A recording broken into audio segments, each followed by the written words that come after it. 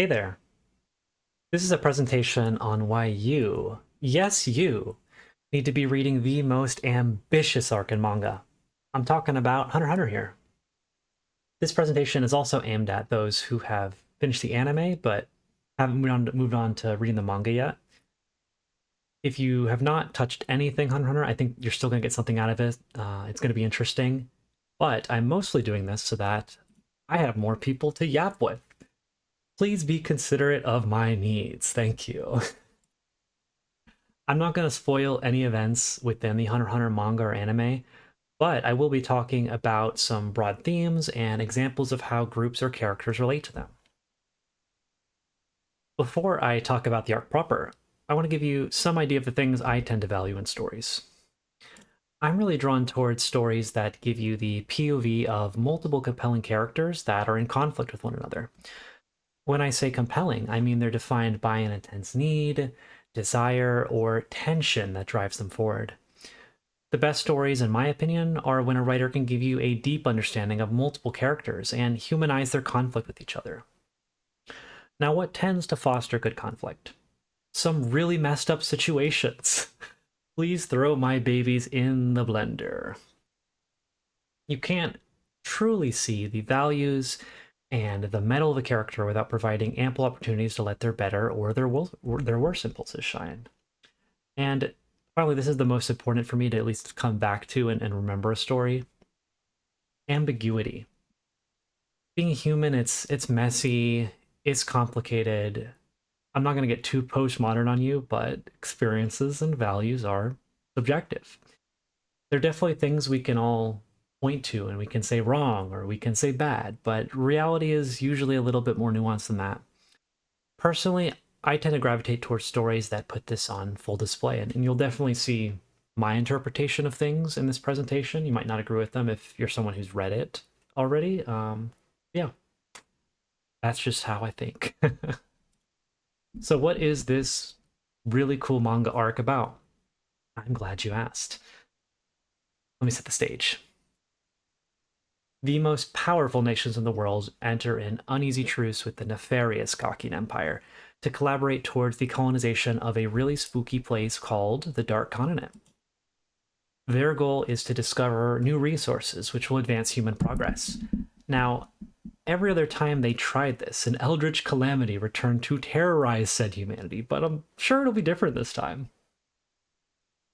In actuality, this expedition is a ruse by Kaki to select their next ruler via an insane death game. Think like a battle royale, but instead of duking it out, you're instead fighting with political and legal maneuvering, subterfuge, plotting, and copious amounts of complicated superpowers. Nobody's allowed to just go around on a murder spree. You need some sort of justification within the Kakian legal system, or someone else to pin the blame on. The goal of this contest is first and foremost to mold the next ruler of the nation.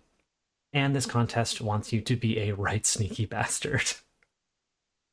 So, who are our participants in this succession war?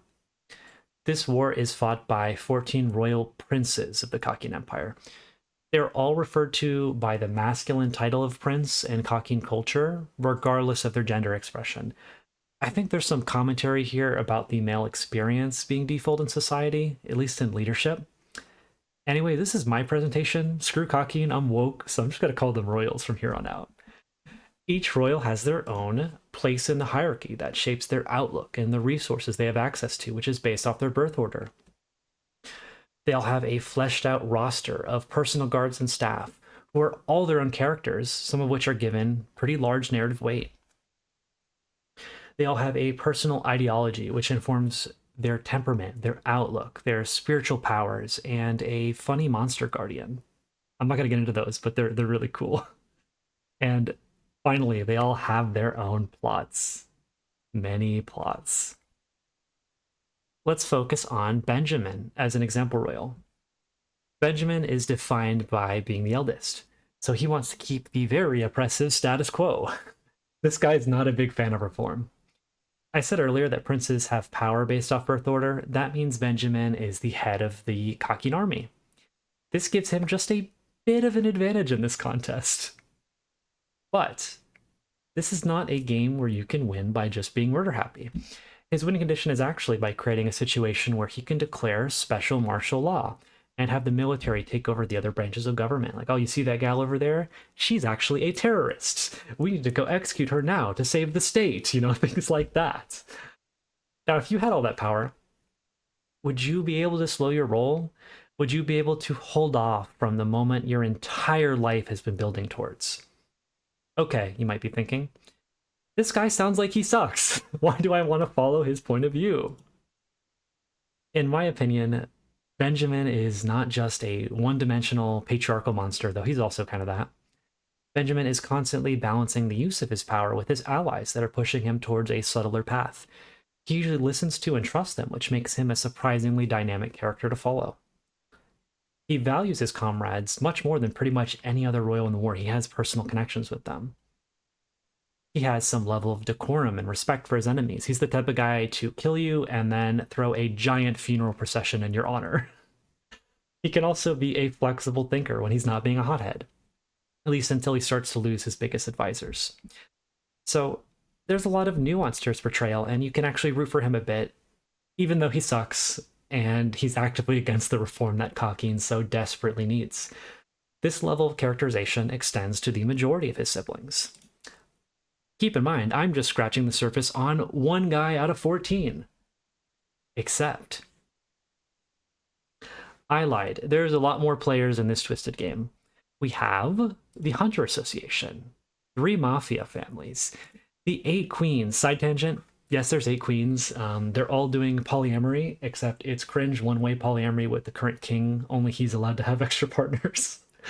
Also, all the queens hate each other, and they want each other's children to die so that theirs ascend to become the ruler, so bad vibes, do not hop in this polycule, would not recommend it. Moving on. The Justice Bureau. The Phantom Troop. Whatever this guy's cooking, probably nothing good. And everyone's favorite murder clown, Hisoka. This becomes even messier when many factions have spies embedded in other groups. Okay, so a lot of these names are not going to mean anything to you, but every single one of these groups, they'll have their own distinct motivations, goals, and webs of alliances. And for our purposes, that means much more Succession War content to hyperfixate on. We love that. So, what's our overall cast look like? Oh, yeah, there's a lot of them. Probably too many. This is just to give you a sense of scale. I was not using hyperbole when I opened with the most ambitious arc in manga. I sincerely believe that.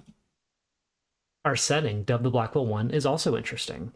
Just as princes represent different aspects of society or governance, the Blackwell itself is a stratified mini-nation, which is segregated by how well you're doing under capitalism, naturally. Each tier of the Black Whale has its own zones of control for the various factions. And naturally, the royals are duking it out in their own little world at the top. A literal other ship separated from the filthy masses. Does this even count as subtext, Togashi? Does it? So, is anybody actually trying to change Kakin for realsies? Enter my favorite character. Time for me to be very normal about a fictional woman. Morena Prideaux, she's one of the most tragic, compelling, and morally dubious characters in fiction. She's my queen, and she's coming right for every single one of those unjust hierarchies with a sledgehammer, as she should. She also kisses girls to give them superpowers. That's peak. I mean, I should just end the presentation here. So who is Morena Prideaux? Morena Prideaux is first and foremost a victim of the Kakin Empire. She has ascended to lead the Haley Mafia family after climbing up from the muck of Kakin oppression. I'm not going to get too in the weeds with her backstory, but suffice to say, Morena has experienced the worst abuses you can imagine, and she hasn't been treated as a human for most of her life. Morena's character asks the question, what can we do when a system refuses reform? When it integrates a veneer of reform to please the masses, never truly changing for the better. If those victimized by oppressive systems are broken and the average person is apathetic, Is nihilism the only plausible path? To be 100% crystal clear, Morena's way is not much of an alternative. Her explicit goal is the destruction of Kakin and then everyone else in this world. The experiences that shape Morena have caused her to lose all faith in humanity. She refuses the middle path and she refuses empathy to those that exist within this twisted system, regardless of their privilege or lack thereof. Morena's superpower, or Nen that she chose to form, is called Contagion. Contagion encourages Morena to propagate violence and propagate oppression, just as was done to her. Just tragically fitting for victim. If you haven't read Hunter x Hunter, everyone's like Nen or powers, they're always a very personal expression of themselves.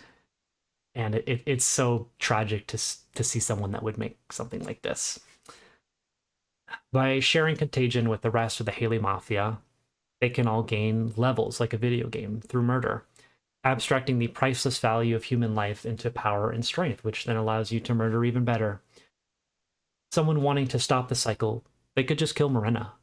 But if one of Morena's players is able to slaughter enough people, they become a new patient zero and they can form their own Contagion game, which can then propagate on, and you can see how this would get out of hand fairly quickly. Morena is now a predator to the system that once treated her as prey. In this way, Morena has literally become, drumroll please, the Hunter Hunter. Wow. Okay, so the high up guys like Benjamin, they're terrible but interesting, and the extremists like Morena are sympathetic but crazy. At least she makes me crazy. Can't we have some reasonable moderates in the story? Some enlightened centrists to show us the true golden path? Oops, they suck too. You should have seen this coming. Morena's foil and toxic Yuri rival is Borkson. She's that gal with the wavy hair. Borkson is a royal army soldier of inconsequential status and power, just trying to live a comfortable life. Borkson is a very normal person, unconcerned with changing the world. For most of her life, she has overlooked the oppression that's in Kakin society because it doesn't directly impact her. She doesn't support the wrongs of Kakin, and she's not against reform, but she stays away from rocking the boat. To me, Borkson represents the average person in Kakin. I think if we're being honest with ourselves, under a fascist regime, you probably would not be fighting for freedom. You'd probably be treading water to simply exist. At least I'd probably be. When Borkson comes into contact with Morena, Morena attempts to recruit her into the Haley Mafia family, and they challenge each other's perspectives. I'm not going to spoil the results of this conflict, but they play a fully fleshed out magical card game with each other to negotiate, and it's rad. It's over like 4 full chapters. You could actually play it with a friend if you wanted to. It's that level of detailed. Many gay mind games are had. Also, I really admire Borkson's hair. It's very pretty. And please hit me up if you are a villainous femme. Thanks. My depravity aside, I've touched on characters from different ends of Caucasian society. The privileged, the apathetic, and the victimized. They're all very flawed, nuanced, and, most importantly, compelling. I could yap forever about the Succession War arc. Go give Hunter x Hunter a read if I piqued your interest. In a way, I'm also trying to spread my own contagion, just like Marina. If you've already finished the anime, you can actually start reading right from chapter 340. Hunter x Hunter is still in publication, and we get batches of new chapters about every year or so. It's always a really great time. There's one going on right now as I'm recording this, which inspired me to make this presentation. Because of the level of complexity in the story, it's really fun to engage with discussions in the community and make your own theories. Good luck. They're all going to be wrong. I'm not mad. Maybe it's just mine that are wrong. If you haven't read or watched any of Hunter x Hunter yet, go do that now. It's all great, and perhaps I'll make presentations on earlier parts of the story at some point. Thank you so much for listening.